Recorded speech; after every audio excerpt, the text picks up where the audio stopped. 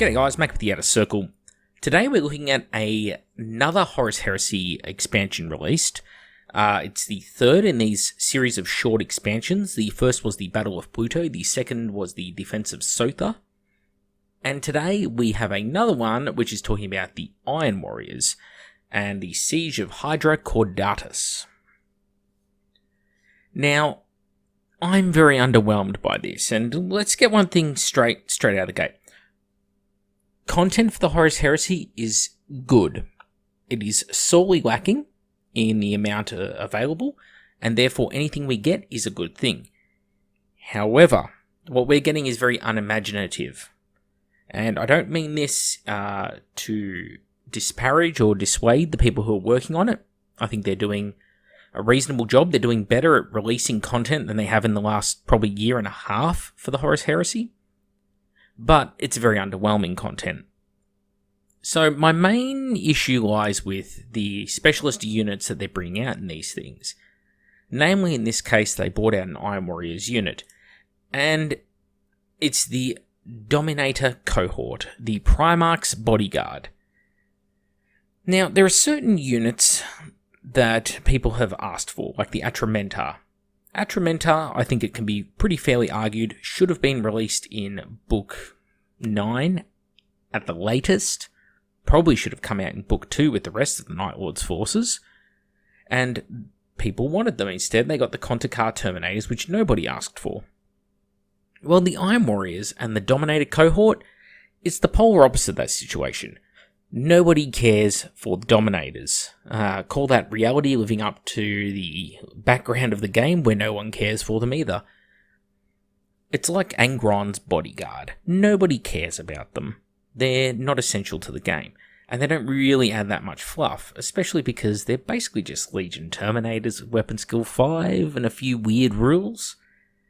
They're not even good at the one thing they sort of seem to be aiming towards, which is being able to kill monstrous creatures. They seem to have a hatred of Mechanicum constructs because they were replaced by Mechanicum constructs by Perturabo. Thing is, though, would they bear that resentment? They failed their Primarch. I think they wouldn't be bitter at their Primarch and those guys, they'd be bitter at themselves. Anyway, if you're going to create a unit that's got to kill Mechanicum monstrous creatures, you want to arm them with weaponry that's appropriate to it. And yeah, Thunderhammers aren't terrible for the job. At least they'll be able to stun the monstrous creatures and such. But overall, it's really rather underwhelming. You know, maybe preferred enemy monstrous creatures instead of hatred cybernetic cortex. Or, you know, preferred enemy cybernetic cortex would have been a really, really good idea in order to get them over the line. And perhaps Furious Charge. I guess if you combine them with Erasmus Golg, they could get that potentially. Or with Perturabo in the enemy deployment zone. But by this point in the Heresy, they're very much not hanging around with Perturabo. He has dispatched with them by the second battle of the Horus Heresy, the Battle of Fel. The second battle that the Iron Warriors are involved in, that is. So really, they don't really add anything to the game. Now, it wouldn't be fair of me to go out there and talk about this without giving some examples of what I think would add to the game. So I'm going to go in Legion order. There are some Legions that just aren't going to be represented because I think what they have now really suffices to present a pretty good picture of them. Sure, I haven't included the Ultramarines in this list, and maybe you could make an excuse for an Ed Thiel, for example, the famous red-helmeted Ultramarine Sergeant. He's maybe someone you would want to include. Sure, I could see that. But on the whole, I've tried to go for Legions that I think are missing key ingredients. Okay, and the Ultramarines are not one of those Legions. They've got fantastic representation across the board with Legion Terminators, they've got power armor, they've got jump packs. In the form of Invictus Suzerain, one of the best units in the game. They have their own Damocles HQ option. Yeah, Ultramarines aren't lacking. So, let's start with the third Legion, Marius Verosian. So, Verosian is the first Noise Marine. He picks up the weapons that were left behind from this Slaaneshi orgy concert that's performed on Fulgrim's flagship that kind of is the epitome of the Emperor's children going down the path of Slaanesh. And he becomes the first Noise Marine. He's heavily augmented, very twisted, vile looking. He would be a fantastic special character because he is different to many of the other special characters. He is a ranged special character. He's armed with noise weaponry. So most people think of Emperor's Children as being close combat oriented. Characters like, Lucius, or who doesn't himself have a model yet, but I'm sure will come, so he's not on this list. You obviously have Eidolon, and even to an extent, Saul Tarbitz is a close combat character. He's not the world's best sniper, let's face it. So Marius Ferosian, ranged option, and he would also tie in really well with the Noise Marines and could potentially represent a really good buff for Noise Marines. In that same vein, we have the Sonic Dreadnoughts, the famous Sonic Dreadnoughts that were there in 40k. I think it would be really good to introduce them into 30k. Now, I think it should actually be a Contemptor option, not a box Dreadnought option. And I think what it would have is basically the standard Contemptor sort of loadout, but it has an aura effect Sonic Shrieker. So a 6-inch bubble around the Dreadnought, where all enemy units are -1 initiative inside that bubble. That would be to a minimum of 1. That would be a really cool little ability that it would have. And it represents the sort of powerful noise speakers that it has, rather than relying on the Sonic Shriekers of the squads. And also for its minor weaponry, such as in its Power Fist, instead of having the option of, say, like your Melter Gun, instead it would have the same sonic weapons that the squads of Noise Marines, the Cacophony in 30k have. So really simple unit otherwise. So now we're going to get to the Iron Warriors, and I think Forex is a no-brainer. Forex was one of the Triarchs, so one of the 3 top advisors to the Primarch Perturabo. He's a fan favourite special character of the Iron Warriors. He is a traitor. He means a lot more to people than Erasmus Golg does. Golg is, like many of the Forge World book characters, he's an invention of Forge World who nobody has great love for. Actually, Forge World didn't invent him. John French invented Erasmus Golg, but Forge World gave him rules over someone like Forex, who is, like I said, a fan favourite, pops up in many novels, and a lot of people have converted him because they love him so much. Alongside that is another fan favourite, Barbarous Dantiok, who is another cool character.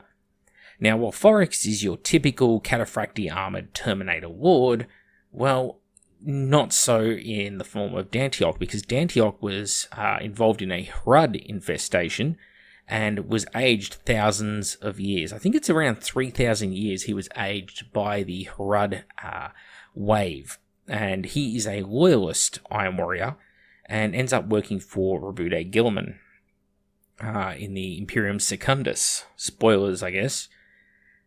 Really cool character because he's the sort of guy that you should be able to include in loyalist forces, not necessarily just leading a Iron Warriors detachment. So he's the first guy on this list who I say should be allowed to be purchased for another army, almost like an ally matrix unit or an agent of the Sigillite, perhaps.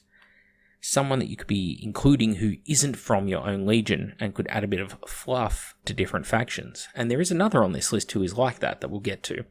So yeah, big fan favourite, really cool, and because of all the Hrud aging, you could have a character which doesn't have the standard Marine sort of stat line. Much like Corferon, he could be downgraded to, say, the Strength 3, Toughness 3, Initiative 3, because he's so aged and he's literally dying.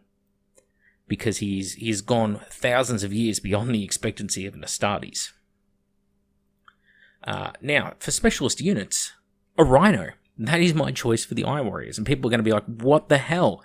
This is a siege army, big guns, nasty vehicles, dreadnoughts, walkers, artillery. Yeah, you're right. But in the novel Angel Exterminatus, they talk about creating bastions of rhinos, where the rhinos would actually drive out and then deploy shields around themselves, as in physical barriers, that linked up the Rhinos to create essentially a fortification. And that makes a lot of sense as a way of rapidly creating fortifications, something like the old Wild West wagon trains, where they create the big ring of wagons to ward off attacks by potential enemies or even just native wildlife in North America. Well, same sort of thing here. What I would suggest would be the Rhino comes with additional armor values for a start, so I'd say at least armor 12 on the front instead of armor 11. I don't think that's too much of a crazy step up. And the Rhino will have the ability to deploy. So once you declare that the Rhino is deploying, it's essentially, it's done that turn, and you must declare in the next turn if you want to undeploy the Rhino. And the Rhino cannot move in the turn that it is no longer deploying. Now, whilst it's deployed, I will allow up to 5 models to shoot out of the Rhino, and it behaves as a fortification, not a vehicle. So, a little bit of a weird one. Fortifications are not super popular, but I think this is a way of making a fortification that's more popular. You can play it as a Rhino, so it gives you tactical flexibility on the battlefield, the ability to move your troops around, but you could do something like put a 5-man las cannon team, some Iron Havoc, something like that in it. They pull the Rhino up, and instead of shooting 2 weapons out the top, they go, I'm deploying my Rhino. They move it 6 inches. The Rhino deploys that turn, and now all 5 of those las cannons are shooting out the top. Next turn, the player says, you know what, I'm going to undeploy, and I want to start moving again. And it can go back to shooting only the 2 crew out the top, and the vehicle can now sits there for a turn, and then the next turn, it's allowed to move again. So that would be a really cool way of utilizing it. So works as a vehicle and then becomes a fortification once deployed. And very thematic. And that's the key here today. I'm trying to pick things that I think are really true to the spirit of the Legions, not just what is cool. Trying to pick the stuff that tells, or cool? That's not the right word, because I'm trying to pick stuff that is cool. Picking stuff that's not just kicking ass on the tabletop. There we go. So, for the White Scars, your Sea Guy, the number 1 counselor to the Primarch Yagatai Khan. He was the principal advisor of him, the head of the Storm Seers, one of the most powerful librarians that existed. You're talking an Araman level Psyker. But unlike Araman, much more disciplined in his use of his powers, only using the bare minimum he needed to in order to accomplish tasks. He was passed over in favour of the Solomon Khan, okay, which is a not so subtle reference to Solomon Kane of novel fame, or graphic novel fame. I think any White Scars player is annoyed that they didn't get him as a character, and really he should be included. It's really as simple as that. Really cool character, great story arc in the Horus Heresy novels, someone you can really relate to, seems like a very down-to-earth Astartes, thinks like a normal person, not as a superhuman warrior who thinks he's above everyone else. Instead, he's very much the wise sage, giving that advice to the Khan that, makes the Khan reflect quietly and, like a father figure. Now, I'm showing Chinzar here, the master of the Kashig. That is because I think we should have a unit of Kashig. So, with the Iron Warriors, I said, look, they don't need a Primarch bodyguard. Well, the White Scars do need a Primarch bodyguard. They have a Primarch bodyguard, and they do spend a lot of novel time hanging around with their Primarch and with Chinzar. And that would be the Kashig. In this case, we'll call them the Hakenkashig because they're a bodyguard to the Khans. So, the Hakenkashig would be a very simple unit, talking cataphracti armor. They'll pretty much bear the same sort of stats as the Ebon Kashig, only they can actually join units and have units join them. They could also be taken as a replacement to a command squad, and they would come armed with a combi bolter and a Dao power sword, and the option is there for them to upgrade from a power sword to a White Scars Chogorian glaive. Apart from that, a very basic unit, but keeping with the White Scars mobility theme, I think it'd be really cool to give them the ability to deep strike. And any character that joins them gains that ability. So, moving on, the Space Wolves. Well, I have a picture of Space Wolves from 40k here, but the Space Wolves watch pack. So the watch packs, I believe, were introduced. I believe they were introduced in the Cygnus Prime book, but essentially, after what happens on Prospero and the Edict of Nicaea being broken, Lehman Russ picks squads of veteran Space Wolves, or they volunteer for the task, of going out to essentially keep an eye on the other legions to make sure that they're not stepping out of line. They have a prominent appearance in both the Cygnus Prime book and the Imperium Secundus book, where they fight Comrade Kurz, among other things. Rules-wise, they would essentially be preferred enemy Astartes, would be a really cool ability for them. And stat-wise, war gear-wise, they would be the same as Legion Veteran Tactical Supports, Legion Veteran Tactical Space Marines, sorry. And they would also benefit from being able to take Space Wolf Frost weapons and such as upgrades. A lot of that Space Wolf war gear. But apart from that, very plain, simple unit in power armor, and I think more interesting than, well, some of the Space Wolf units that we got. And again, really thematic unit that's playing up to one of those other options, and could be, like with Barbarous Dantioch, could be a unit that maybe you could take it outside of their Legion. Rather than having a Shattered Legion force, you could run a force of Ultramarines and buy these guys as an elite option for your Ultramarines army as they tag along for the battle. That would be really cool. Next option along, it's a 2-for-1 deal. Ammit, the Flesh Tearer of the Blood Angels, and Azcalion, who's the captain of the Sanguinary Guard. Both of them, big name Blood Angels special characters. Again, we didn't get them. We got Raldoran, who was perfectly fine addition. And we got somewhere Justir Crone, something like that. His name is, I forget the name. A Blood Angels Destroyer is the other guy that we got.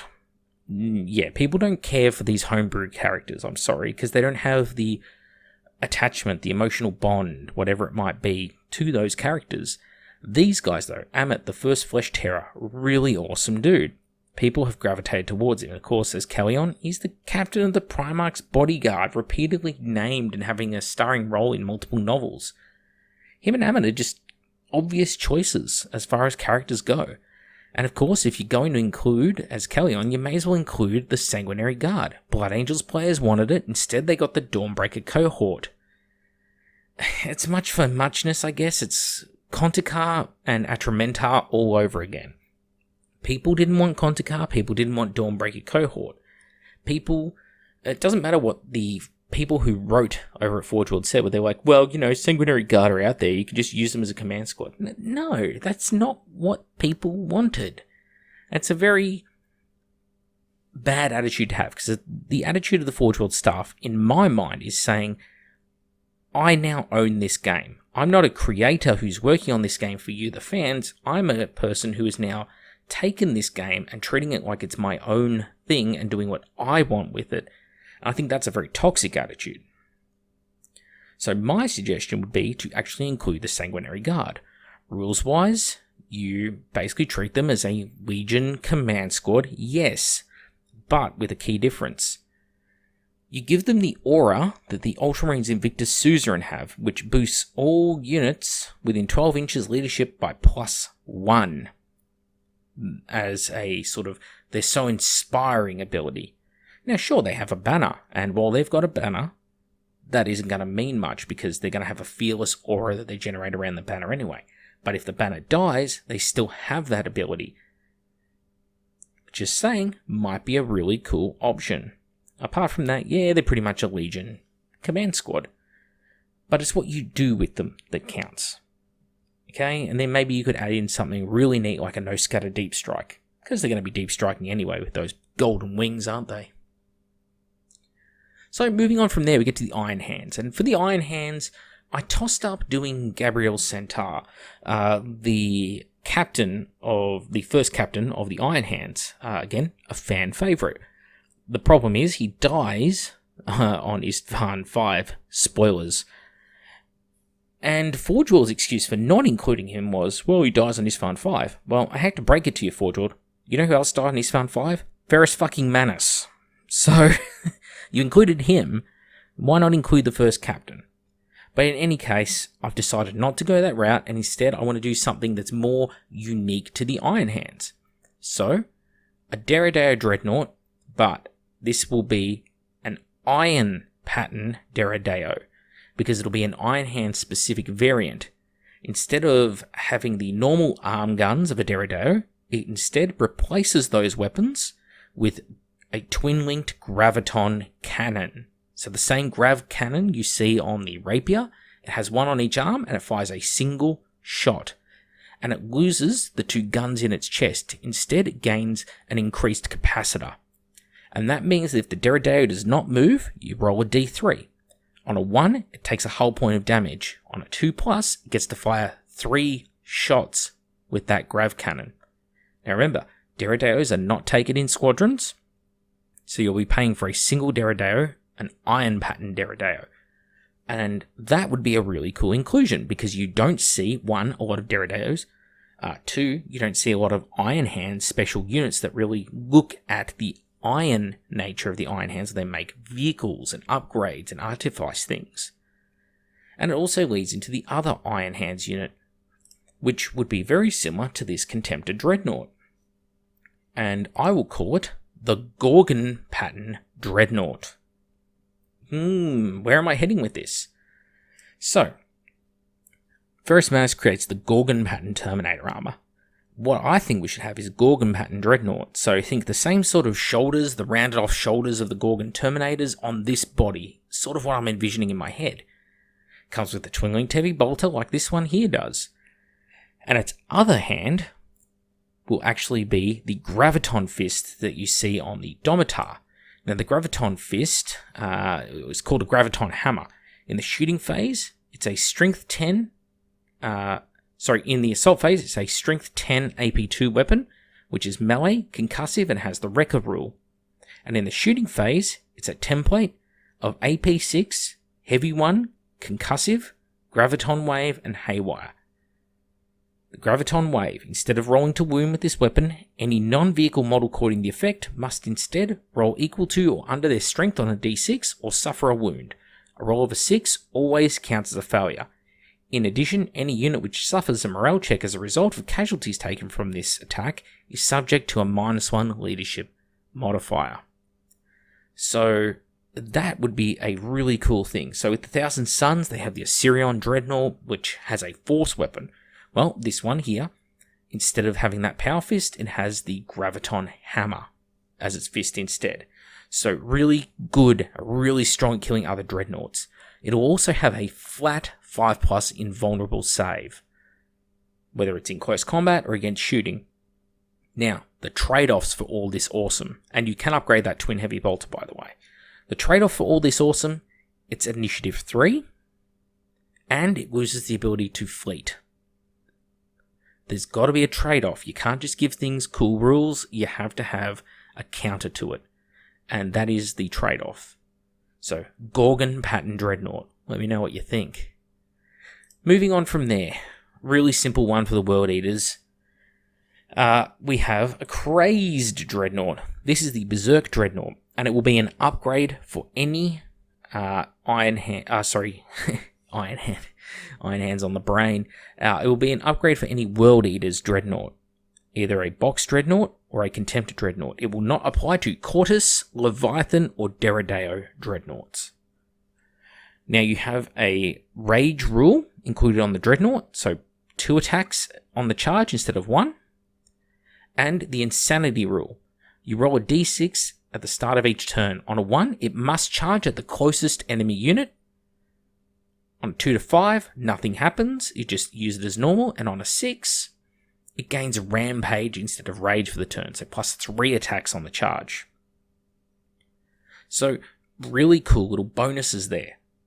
I'm trying to echo some of the old Chaos Space Marine flavour, and you'll see this on another unit coming up, where we have some of those, it's a little bit random, but the randomness is not the kind that's going to screw you over heavily in the game. Turning into a Demon Prince and losing all your war gear did in 40k. It was a terrible rule. No, this is a really simple one. It's just to harken back to those really cool days of the World Eaters where they had crazy dreadnoughts in like 3.5, And it isn't just repeating Power Armor Terminator theme. As you can see, Dreadnoughts, in my mind, are crucial to many of the legions, and they don't see enough representation sometimes, and I really want to hearken to that more, see more Dreadnoughts on the tabletop, so I've picked a lot of them today. For the Death Guard, the Legion Whirlwind. So the Legion Whirlwind is one of the worst units in the Horus Heresy, so I thought I'd come up with something unique for it and for the Death Guard.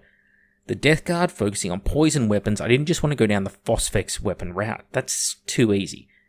Instead, they get access to a Legion Whirlwind, which they can upgrade to a Chemical Whirlwind.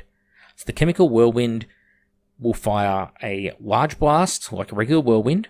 It'll be poison, strength 3, AP 4, and the area struck becomes difficult and dangerous terrain for the next game turn as the poisons disperse.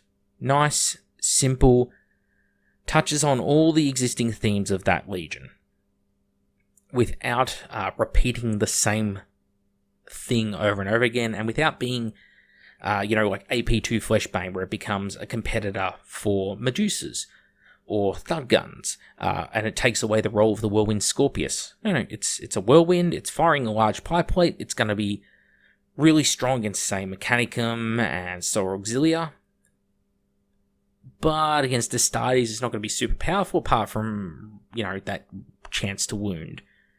Maybe it could be Strength 4 instead of Strength 3, haven't decided.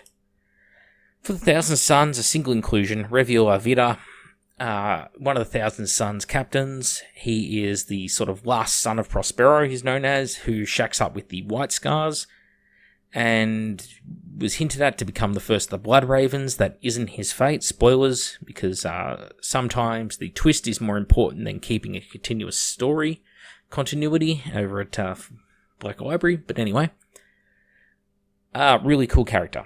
So he acts as a navigator for the White Scars fleet, and he also defends Chinzar during his duel with Eidolon, and the White Scars hold him in such esteem they even offer for him an outsider to join their legion as a White Scar. They really liked the guy, and a loyalist through and through. It'd be great to see one of those loyalist Thousand Sun characters, and like with Barbarous Antioch, here is a guy that you could be able to take in multiple forces, like an agent of the Sigilite, someone that you can attach to your force. You play Imperial Fists, and Imperial Fists don't use Psychers as a rule in 30k. It's not an actual written in stone rule like it was in 40k. It's just they don't have them because Dawn is holding them back in case he needs them at Terra due to the Edict of Nicaea. Well, you could take this guy, put him into your Imperial Fist force, and then you are including a Psyker in your force, and there's a reason for them to be there. So just a cool little bit of fluff background, plus a really cool character. For the Word Bearers, I wanted to make something of my own, so I came up with my own unit here called the Proclamators. It's a unit of 8 Terminators for the 8-sided Chaos Star. They're armed with a Power Maul, like a Crozius, and Combi Flamers. And they can pick from one of 5 abilities each turn, based on the old school Chaos marks from the old 3.5 Chaos Codex.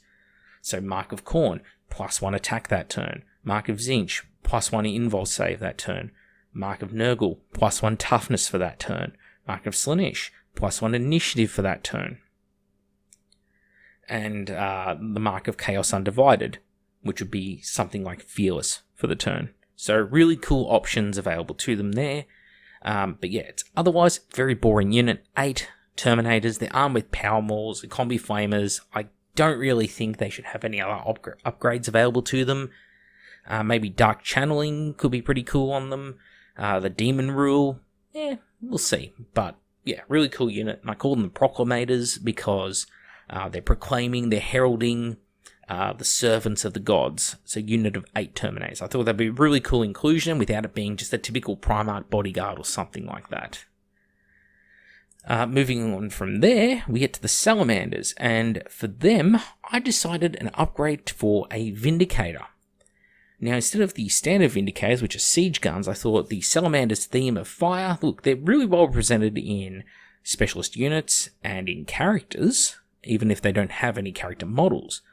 But I thought a vehicle for a legion that is known for producing really amazing war gear would be, well, it'd be fun. And what better than a Vindicator that performs very much the role of like the Malkadorian Furnace. So I thought an Inferno Cannon armed Flamer with the Torrent special rule on a Vindicator chassis.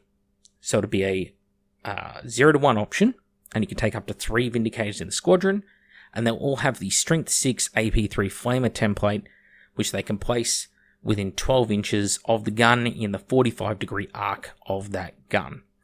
So really cool unit, can clear out trenches. It is going to be an absolute struggle town if it goes up against like Pride of the Legion Terminators forces, yes. Anything that's quite a distance away is also going to give them grief. But the ability to fire that gigantic flamer, in my mind, is really cool. I'd probably make it so it only gets the torrent if it hasn't moved that turn. And if it has moved that turn, it must fire the flame template directly from the barrel. Other than that, nothing more to it. It's a Vindicator. And last but not least is the Raven Guard. So with the Raven Guard, it is the Raptors. So their own mutated Marines who suffered from a Chaos virus infection of their special gene seed. Now, rules-wise, they're a bit of a funny one. They would have sort of similar stats to the Gal Vorbak, all coming armed with bolt gun, bolt pistol, close combat weapon. 1 in 3 can be upgraded to the Raven's Talons, which is mastercrafted lightning claws with the rending special rule. And they're never scoring, they always count as destroyed at the end of the game, and do not count as first blood or kill points, and are not demons. So there we go. That is my list. That is what I think would be some really fun inclusions into the Horus Heresy, some really thematic stuff into the Horus Heresy. Obviously, there are stacks more units out there. There's stuff that like Mortal Events has made and other people have created for themselves. But if they're going to go down this route of adding, a character or a single unit for each legion, this is the sort of stuff I think they should be doing. Like, yes, you could say that the Raven Guard have the Deliverers. They have a squad of Terminators who Corax uses for special missions. Does it add anything to the game or to the Raven Guard to really have them on the tabletop? I would argue that no. You could use any old Terminator and call them Deliverers for all the effect it actually has on the game. But the Raptors are something that's very unique and very Raven Guard, and you can do something fun with it. So that's why it's an inclusion. Same as with the Iron Hands. Yeah, you can add another type of Iron Hand Terminator into the game. A Cataphractii armored command squad that hangs around with Verus Manus. But they've already got Gorgons, you're barking up the same tree. But Iron Hand specific Dreadnought armed with Grav technology. Grav was something that was so crucial to the Iron Hands, that and Neutron technology. You see it in a lot of their vehicles, at least in the stories and in the pictures, and they have rules for including grav guns in pretty much every squad in the Iron Hands Legion rules. So let's focus on those routes. Anyway, what do you think? What would you change about my units and what would you create? Let me know in the comments below. I'm Mike with the Outer Circle. Thank you all for watching, and I'll see you all on the next one.